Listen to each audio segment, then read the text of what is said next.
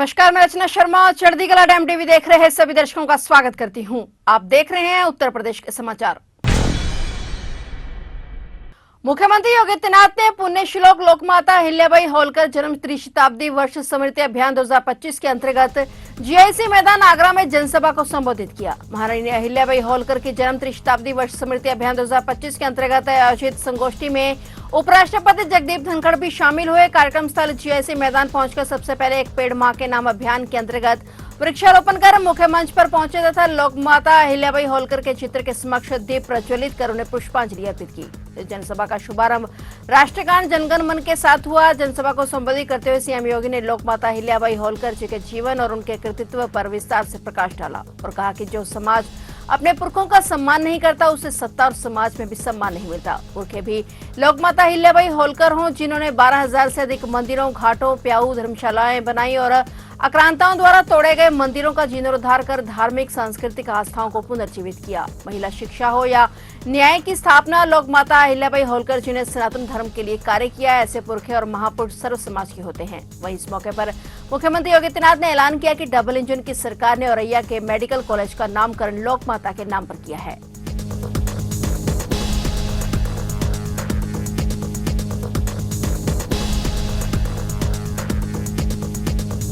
याद करिए, उत्तर प्रदेश के अंदर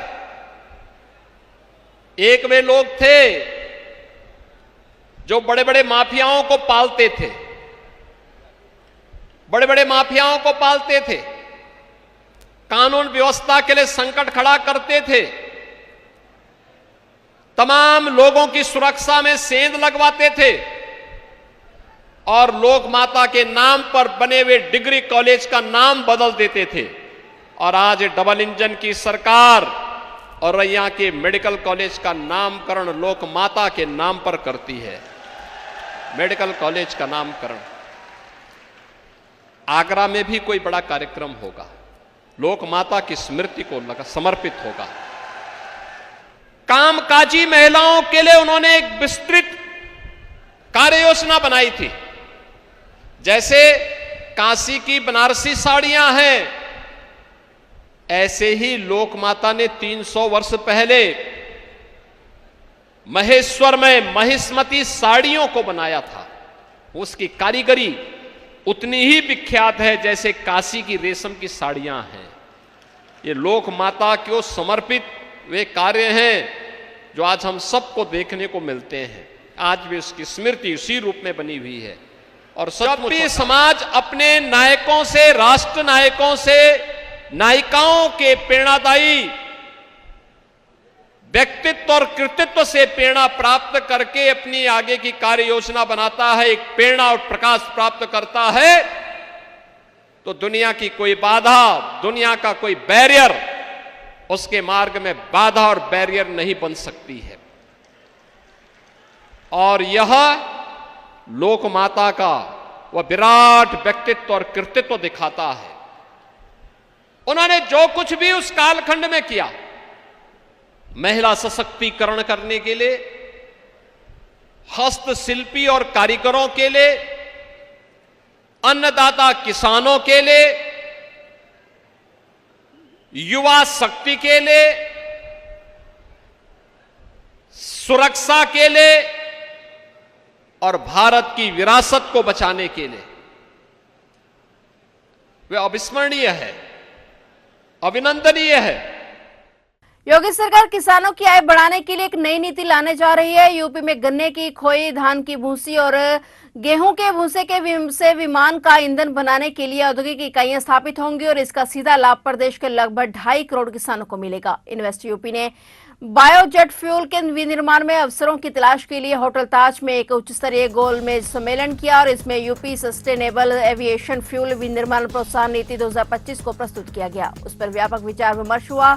हरित ऊर्जा क्षेत्र की संभावनाएं तलाशी गई। सम्मेलन में प्रमुख निवेशक, उद्योग जगत के प्रतिनिधि और नीति विशेषज्ञ शामिल हुए। देश में अपनी तरह की यह पहली नीति होगी और SAF उद्योगों की स्थापना के बाद राज्य के किसानों को इसका सीधा लाभ मिलेगा। इसमें गन्ने की खोई, धान की भूसी, गेहूं का भूसा और अधिशेष अनाज की मांग किसानों के लिए नए बाजार अवसर पैदा करेगी। स्थानीय कृषि क्षेत्रों से सीधे कच्चा माल खरीदने से यह क्षेत्र ग्रामीण आय को बढ़ाने और बेहतर मूल्य दिलाने में मददगार होगा। यह नीति न केवल हमारे हरित ऊर्जा क्षेत्र में तेजी लाती है, बल्कि यह भी सुनिश्चित करती है कि हमारे किसानों को इसका लाभ मिले, ताकि उनके हाथों में अधिक पैसा आए और एक हरित भविष्य का निर्माण हो सके। मालब्रोस ग्रुप सहित 18 से अधिक कंपनियों ने यूपी राज्य में SAF इकाइयां स्थापित करने में गहरी रुचि व्यक्त की है। इन फर्मों ने सामूहिक रूप से यूपी में सस्टेनेबल एविएशन फ्यूल में 3000 करोड़ रुपए से अधिक के निवेश की रुचि दिखाई है।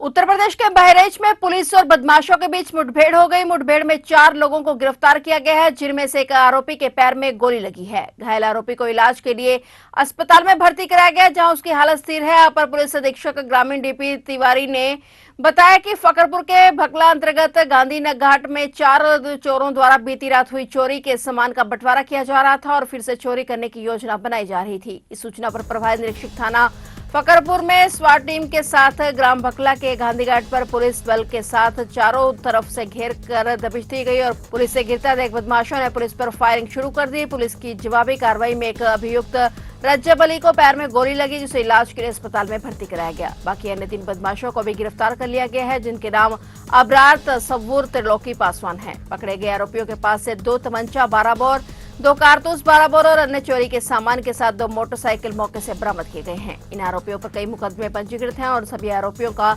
लंबा आपराधिक इतिहास है, जिनके संबंध में जानकारी खंगाली जा रही है। आज थाना फकरपुर की पुलिस को एक सूचना मुखबिर के द्वारा प्राप्त हुई कि बीती रात थाना फकरपुर में जो चोरी हुई थी, उससे संबंधित अभियुक्तगण ग्राम भकला के पास एक सड़क के किनारे एक जगह है, जहां पर इकट्ठा हुए हैं और पुनः चोरी की योजना बना रहे हैं तथा जो कल रात चोरी हुई थी उसके माल का बंटवारा भी कर रहे हैं। उक्त सूचना पर तत्काल प्रभारी निरीक्षक फकरपुर की टीम और स्वाट की टीम ने संयुक्त रूप से दबिश दी। दबिश की कार्रवाई के क्रम में अभियुक्त गणों द्वारा तत्काल पुलिस टीम पर फायरिंग शुरू कर दी गई। आत्मरक्षार्थ पुलिस टीम द्वारा की गई जवाबी फायरिंग में एक अपराधी के पैर में गोली लगी और बाकी 3 जो उसके साथी थे उनको भी पुलिस टीम ने दौड़ा करके पकड़ लिया है। जो घायल है उसका नाम रज्जब अली है और उसे हम लोगों ने अभी ये CHC भेज दिया है इलाज के लिए। बाकी से 3 अभियुक्तों को भी हिरासत में लेकर के उनसे पूछताछ की जा रही है।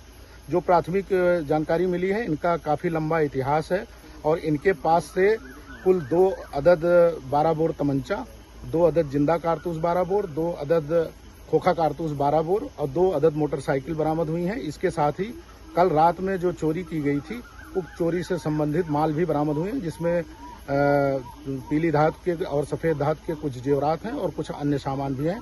इस प्रकार से इस टीम ने एक अच्छा कार्य किया है, जिसके लिए पुलिस अधीक्षक महोदय ने उक्त कार्रवाई में सम्मिलित पुलिस कर्मियों को 25,000 का इनाम देने की भी घोषणा की है। रामनगरी अयोध्या में दूसरे प्राण प्रतिष्ठा उत्सव की शुरुआत आज से हो गई है और अब दूसरी प्राण प्रतिष्ठा में भगवान राम राजा के रूप में स्थापित होंगे। आज राम मंदिर के पहले तल पर राजा राम का दरबार होगा और 22 जनवरी 2024 को भगवान श्री राम बालक रूप के रूप में वहां पे स्थापित किए गए थे। राम मंदिर अयोध्या में भगवान राम की प्रतिमा की प्राण प्रतिष्ठा के बाद अब राम दरबार की स्थापना की बारी है और इसके लिए आज से विशेष अनुष्ठान की शुरुआत होने जा रही है। आज से 5 जून तक चलने वाले अनुष्ठान के दौरान प्रभु श्री राम परिवार सहित मंदिर के प्रथम तल पर बने राम दरबार में विराजेंगे। साथ ही 8 प्रतिमाओं की प्राण प्रतिष्ठा भी होगी। राम मंदिर के पहले तल पर राजा राम का दरबार होगा। 22 जनवरी 2024 को भगवान श्री राम बालक राम के रूप में स्थापित किए गए थे और आज सबसे पहले सरयू आरती स्थल से कलश यात्रा निकाली जाएगी। राम दरबार में संगमरमर की मूर्ति प्रथम तल पर स्थापित की जानी है और इसके साथ ही जटायु, तुलसीदास, वाल्मीकि, वशिष्ठ, विश्वामित्र, शबरी, अहिल्या आदि की मूर्तियां भी स्थापित की जाएंगी। आज से शुरू हुए विशेष अनुष्ठान के लिए देश भर के धार्मिक नेताओं और संतों को निमंत्रण दिए गए थे।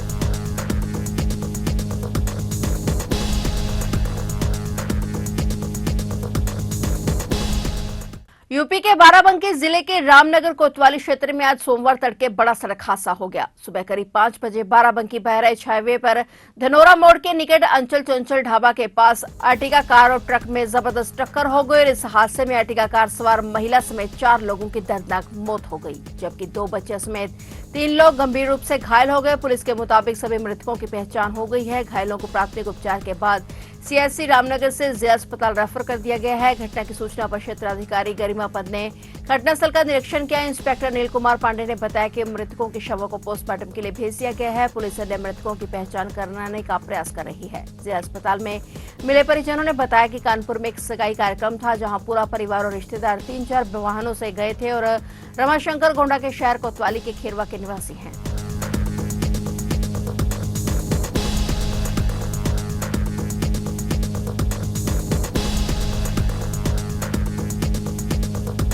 उत्तर प्रदेश के भदोही जिले से सनसनीखेज वारदात सामने आई है, जहां औराई थाना क्षेत्र में 70 वर्षीय एक व्यक्ति ने एक लाइसेंसी राइफल से अपने ही बेटे को गोली मारकर हत्या कर दी। पुलिस ने इस मामले की जांच शुरू कर दी है। पुलिस ने कहा कि आरोपी की पहचान कैलाशनाथ दुबे 70 वर्षीय के रूप में हुई है। उसे गिरफ्तार कर लिया गया है। उसके खिलाफ हत्या का मामला दर्ज किया गया है। पुलिस अधीक्षक अभिमन्यु मांगलिक ने कहा कि औराई थाना क्षेत्र के चेरापुर गाँव निवासी कैलाशनाथ दुबे का बेटा धनंजय दुबे, जो 47 वर्ष का था, घर में होने वाले वैवाहिक समारोह में शामिल होने के लिए मुंबई से यहां आया हुआ था। धनंजय के बेटे विशाल दुबे उर्फ राजा ने पुलिस में मामला दर्ज कराते हुए आरोप लगाया कि उसके पिता धनंजय और दादा कैलाशनाथ दुबे के बीच पैसे को लेकर कहासुनी हुई, जिस पर उसके दादा ने राइफल से 2 गोली चलाई। पहली गोली तो चूक गई, लेकिन गुस्से में चलाई गई दूसरी गोली धनंजय को लग गई, जिससे वह घायल हो गया। पुलिस ने कहा कि इसके बाद धनंजय को तुरंत नजदीक के अस्पताल ले जाया गया, लेकिन उसकी मौत हो गई। पुलिस अधिकारी एसपी ने कहा कि शव का पोस्टमार्टम करवाया गया है और आज मृतक के बेटे की तहरीर पर हत्या का मामला दर्ज कर आरोपी को हथियार के साथ उसके घर से गिरफ्तार कर लिया गया। मामले में आगे की कानूनी कार्रवाई जारी है।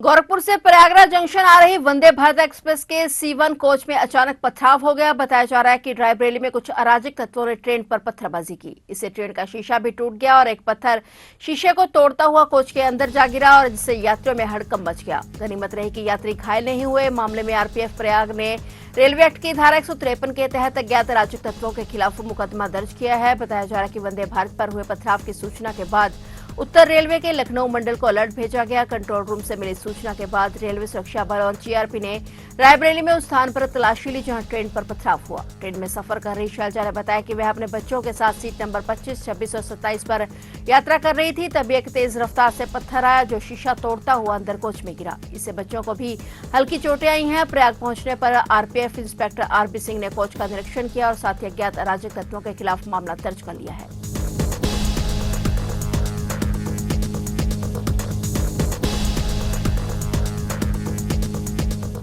यूपी में गर्मी की तपिश के बीच आज सोमवार की शाम से मौसम का बदलाव का अलर्ट जारी किया गया है। प्रदेश के पश्चिमी जिलों में मौसम पूरी तरह से बदल सकता है, बाकी जगह पर कोई खास बदलाव नहीं होगा। मौसम विभाग के मुताबिक मंगलवार को पूरे प्रदेश में बारिश के आसार हैं। इससे तापमान 4 डिग्री तक कम होने का अनुमान है। रविवार को पूरे दिन लोग भीषण उमस से परेशान रहे। झांसी, प्रयागराज और अमेठी में तापमान 40 डिग्री से ऊपर दर्ज किया गया। मौसम वैज्ञानिकों के मुताबिक मंगलवार को पूरे प्रदेश में बारिश होगी। यह सिलसिला बुधवार और बृहस्पतिवार को भी कई इलाकों में जारी रहेगा। इस दौरान कई जगह 60 किलोमीटर प्रति घंटा की रफ्तार से तेज हवाएं भी चलेंगी, जिससे गर्मी से राहत मिलेगी। उन्होंने बताया कि 5 जून से गर्मी बढ़ना फिर से शुरू हो जाएगी और तापमान में 3 से 5 डिग्री चढ़ेगा और इस दौरान पछुआ हवा चलेंगी। इसके अलावा मौसम विभाग ने इन दिनों कई जिलों में वज्रपात की भी चेतावनी जारी की है।